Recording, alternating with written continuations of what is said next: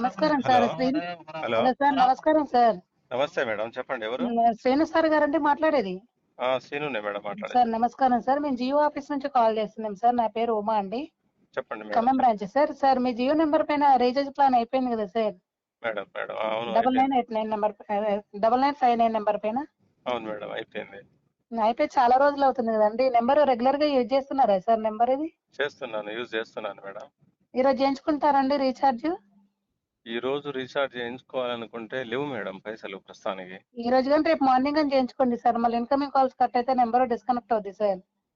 Disconnect అయిన మరుక్షణం దేశం వదిలేసి వేరే ప్రపంచానికి అంటే వేరే దేశానికి వెళ్ళిపోతాను ఇక. ఏ ఆఫ్ఘనిస్తానో, పాకిస్తానో, ఉక్రెయినో, రష్యానో వెళ్ళిపోతాను. ఓకే ఓకే సార్, చేయించుకోండి సార్. ఈరోజు బేసిక్ పైన చేయించుకోండి, రూ. 239 చేయించుకోండి సార్. ఓకేనా? వెళ్ళిపోతాను ఇక, వేరే దేశం వెళ్ళిపోతాయి. చేసేదేముంది ఇక, నెంబరే లేనప్పుడు ఇంకా ఎందుకు ఈడే ఉండడం. Okay okay sir. ఓకే.